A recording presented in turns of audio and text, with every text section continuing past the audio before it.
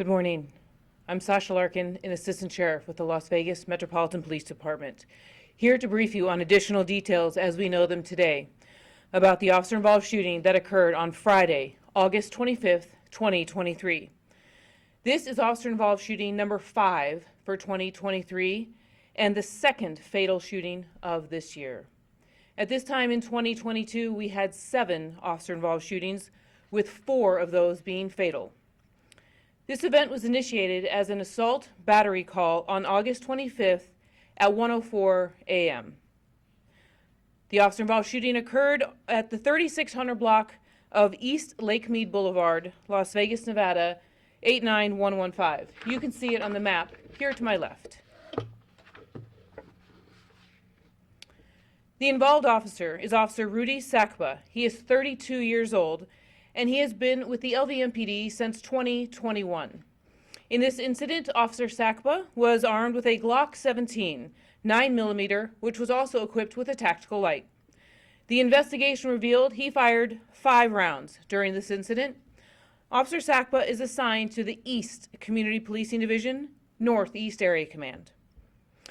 The suspect is identified. She is Sandra Lopez Ochoa. She was a 25-year-old Hispanic female adult. She was 5 foot 10 inches, weighing 450 pounds. She is photographed here to my left. Lopez Ochoa was armed with a knife. You can see the knife here. The suspect charges, had she survived, would have been battery, strangulation, attempt murder on a first responder, and assault with a deadly weapon on a first responder. The details of the officer-involved shooting are as follows. On August 25th, 2023, at approximately 1:04 a.m., a man called our dispatch center and stated his sister had battered him. He provided an address of an apartment complex located on the East 3600 block of Lake Mead Boulevard. A few minutes later, his sister, Sandra Lopez Ochoa, also called our dispatch center to report a domestic disturbance. Officer Sakba and his partner responded to the apartment complex and contacted Lopez Ochoa's brother, who was waiting outside the apartment for officers to arrive. After speaking with him, officers determined there was probable cause to arrest Lopez Ochoa for domestic strangulation. Officer Sakba and his partner contacted Lopez Ochoa inside of the apartment, and they found her sitting on the couch in the living room. After a few minutes of speaking with her, she stood up and grabbed the officer. She stood up. The officer grabbed her left wrist to place her in handcuffs. Lopez Ochoa then reached down towards the couch where she was sitting and produced a knife. She quickly turned towards the officer who was holding her left arm and stabbed him on the top of the head. Lopez Ochoa then turned toward Officer Sakba while still armed with a knife. Officer Sakba quickly drew his firearm, discharged his duty weapon towards Lopez Ochoa. She was struck and fell to the ground. Medical personnel were summoned for both the injured officer and Lopez Ochoa. The officer was transported to UMC Trauma, where he was provided medical treatment. He was later discharged from the hospital, and he is now at home recovering with his family. Lopez Ochoa was pronounced deceased at the scene by medical personnel. We will now play the body-worn camera from the OIS of this incident.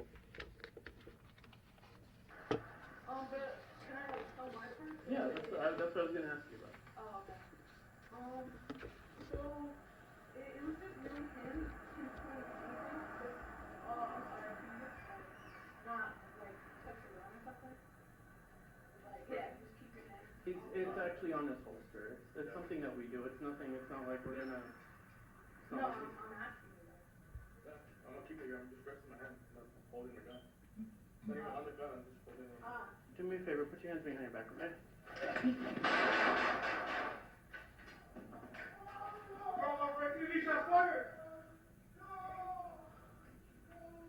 are you good?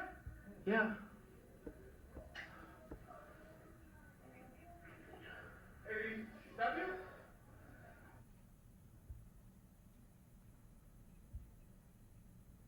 But can I, like, tell my part? Yeah, that's what I was going to ask you about. Oh, okay. So, it was just really him, his point of view,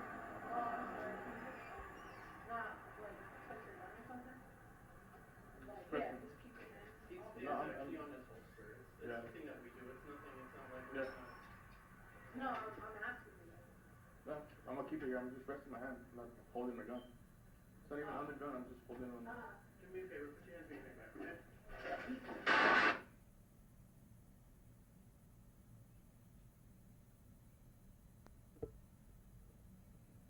You can clearly see the knife outlined on the video here.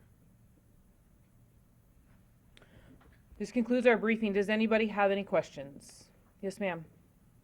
When it comes to domestic violence calls, can you talk to us a little bit about how dangerous those are for officers responding to family situations? Yes, thank you for the question. It's a great point. She was asking how violent are domestic violence related calls. They are calls that our officers go on often. And as of August 18th of this year, our statistics actually show a 4.8% decrease in domestic violence related incidents as compared to last year. However, domestic violence related homicides show an 85% increase compared to the same time last year. So to me, that illustrates a very clear depiction of the amount of violence that can take place at these calls. And our agency takes the violence in these calls very seriously. Historically, domestic disputes can be probably one of the most dangerous calls our officers ever go on. And in every case, we make an effort to provide adequate resources and follow up for our victims to seek help. Because the truth is, we have to get the victims help and out of a situation so it doesn't end up in a deadly encounter. Thank you. Yes. And then we also asked about your officer. I know he was treated Yes. early, so he's gonna be fine, but can you tell us, was it just like a superficial wound, and will he return to duty? He will return to duty. He will be at home recovering for a little bit. He is doing well. He's at home supported by family and friends. And it was definitely more than superficial. So he's doing good, though. He's in very good spirits. Yes, ma'am. Regarding the brother and the other people in the house, do we know if they're facing any charges or if what's happening with them, do we know? At this time, the investigation is still ongoing. Do you know if there were any prior calls between the brother and sister? None that we were able to find. Anyone else? Was it who lived at that house? Did they both live there? It was a family apartment, but is unknown at this point who exactly had residency there. Thank you for your time.